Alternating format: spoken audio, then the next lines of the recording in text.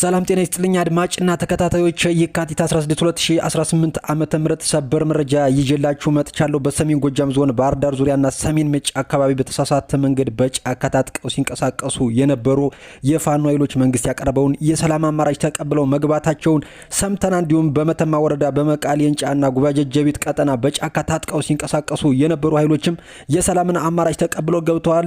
ሌሎች ዝርዝር መረጃዎችም አሉኝ። አብረን የምናያቸው ነው የሚሆነው። አብራችሁን ቆዩ። ወደ ዝርዝር መረጃው ስናልፍ በሰሜን ጎጃም ዞን ባህር ዳር ዙሪያና ሰሜን ምንጭ አካባቢ በተሳሳተ መንገድ በጫካ የታጠቁ ሲንቀሳቀሱ የነበሩ ኃይሎች የመንግስት ያቀረበውን የሰላም አማራጭ ተቀብለው ዛሬ ገብተዋል።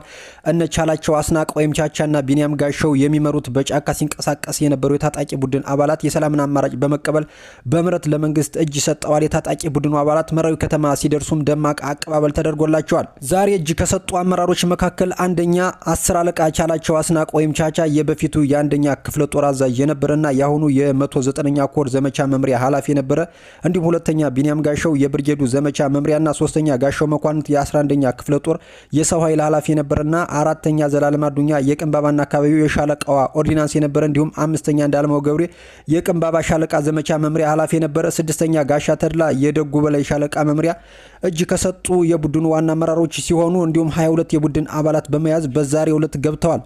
የታጠቁ ኃይሎች ለመንግስት እጅ ሲሰጡ ከነሙሉ ትጥቃቸው ሲሆን 1 ብሬን፣ 11 ክላሽ፣ 2 ኤስኬስ፣ 2 ፉል፣ 4 ቦምብ፣ 1 የመገናኛ ሬዲዮ፣ 9 የድረት ትጥቅና 242 የክላሽ ጥይት እንዲሁም 95 የብሬን ጥይት፣ 32 የክላሽ ካዘናና 2 የፉል ካዘና፣ 1 ኤም ጥይት ከ19 ጥይት ጋር ማለት ነው ለመንግስት እጅ ሲሰጡ አስረክበዋል። በአቀባበል ፕሮግራሙ የሰሜን ጎጃም ዞን ዋና አስተዳዳሪ አሰፋ ጥላውን እንኳን ደህና መጣችሁ በማለት ወደ ህዝባችን መቀላቀላችሁና የሰላምን አማራጭ በመቀበላችሁ ለህዝቡ ትልቅ እፎይታ ይሰጣልን ብለዋል። መንግስት በሚሰጠው አቅጣጫ መሰረት የታድሶ ስልጠና በመውሰድ የበኩላችሁን አስተዋጽኦ እንድታበረክቱ ይደረጋልም ብለዋል። በብልጽግና ፓርቲ የሰሜን ጎጃም ዞን ቅርንጫፍ ጽሕፈት ቤት ኃላፊ አቶ ማስተዋል አሰሙ በበኩላቸው የሰላምን ዋጋ ተረታችሁ ሰላምን ስትቀበሉ ህዝባችሁን ለመካስ ያላችሁን ቁርጠኝነት ያሳያልን ብለዋል። ታጣቂዎቹ ቻላቸው አስናቀ በተሳሳተ መንገድ የትጥቅ ትግልን አማራጭ አድርገን የወጣንበት መንገድ ትክክል አለመሆኑና ከሻቢያና ህወሓት ጋር አብሮ መስራት ህዝባችንን ይባስ መበደላችን ስለተረዳን ሰላምን መርጠናልን ብለዋል። ስለሆነም መንግስት የሚሰጠውን አቅጣጫና ተልዕኮ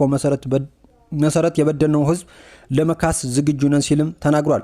በአቀባበል መርሃ ግብሩ ላይ የሰሜን ጎጃም ዞን ዋና አስተዳዳሪ አቶ አሰፋ ጥላሁን፣ የሰሜን ጎጃም ዞን ብልጽግና ፓርቲ ጽሕፈት ቤት ኃላፊ አቶ ማስተዋል አሰሙ፣ የሰሜን ጎጃም ዞን ምክትል አስተዳዳሪና ግብርና መምሪያ ኃላፊ አቶ በለጠ ጥጋቡ፣ የዞኑ ፖለቲካና አቅም ግንባታ ዘርፍ ኃላፊ አንዱ አለም ፈንቴ፣ የዞኑ ሰላምና ጸጥታ ኃላፊ አቶ ገብረስላሴ ታዘብ፣ እንዲሁም አድማ መከላከል አመራሮች ኮሚሽነር አንዱ አለም አስረስ፣ የመራዊ ከተማ ከንቲባ አቶ ብርሃኑ አበራና የከተማ ስራ አስፈጻሚ አመራሮች ተገኝተዋል። ወደ ሌላኛው ዝርዝር መረጃችን ስናልፍ በመቃሌንጫና ጉባጀጀቢት ቀጠና ጫካ ታጥቀው ሲንቀሳቀሱ የነበሩ ኃይሎችም የሰላምን አማራጭ ተቀብለው ገብተዋል። በምዕራብ ጎንደር ዞን መተማ ወረዳ መቃሌንጫና ጉባጀጀቢት ቀጠና በተሳሳተ መንገድ በጫካ ታጥቀው ሲንቀሳቀሱ የነበሩ ኃይሎች መንግስት ያቀረበውን የሰላም አማራጭ ተቀብለው ገብተዋል። የነ የሸዋስ አብየና መብሬ ጨቅሌ የሚመሩት በመቃሌንጫና ጉባጀጀቢት ሲንቀሳቀስ የነበረው የታጣቂ ቡድን አባላት የሰላምን አማራጭ በመቀበል በምህረት ለመንግስት እጅ ሰጠዋል። የታጣቂ ኃይሎች 1 ብሬን፣ 1 ዲሽቃ እንዲሁም ነፍስ ወከፍ መሳሪያዎችና ትጥቅ በማስረከብ ለመንግስት እጅ ሰጠዋል። በአቀባበል መርሃ ግብሩ የተገኘው የመተማ ወረዳ አስተዳደር አቶ ግዛት ሰርጸ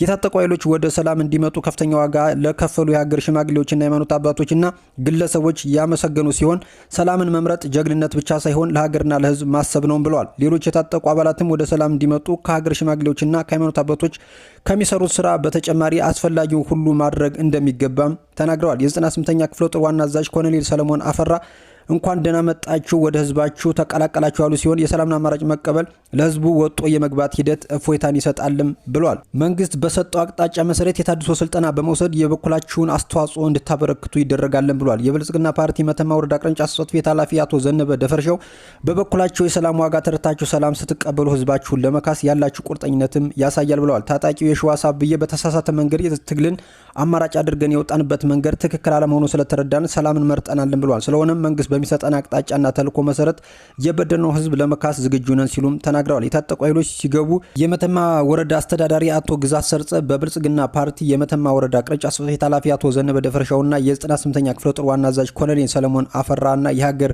ሽማግሌዎች እንዲሁም የሃይማኖት አባቶች በተገኙበትም አቀባበል ተደርጎላቸዋል። በመጨረሻ ወደ ምናምን መረጃችን ስናልፍ የሸዋሮቢት ከተማን ጸጥታ ይበልጥ ለማጠናከር ለፖሊስና ለሰላም አስከባሪ አባላት በርካታ የትጥቅ ድጋፍ ተደርጓል። የአማራ ክልል መንግስት በሸዋሮቢት ከተማ አስተዳደር ለሚገኙ ፖሊስና የሰላም አስከባሪ አባላት ያበረከተው በርካታ የጦር መሳሪያ ድጋፍ በዛሬው ዕለት ለጸጥታ ኃይሉ በይፋ ተሰጥቷል። ይህ የተደረገው በርካታ የጦር መሳሪያ ድጋፍ የከተማዋን የጸጥታ አባላት ትጥቅና አቅም በማጎልበት አካባቢውን ሰላም ይበልጥ አስተማማኝ ለማድረግ የወንጀል መከላከል ስራን ለማጠናከርና የህብረተሰቡን ደህንነት ለመጠበቅ ከፍተኛ አስተዋጽኦ እንደሚኖረውም ገልጸዋል።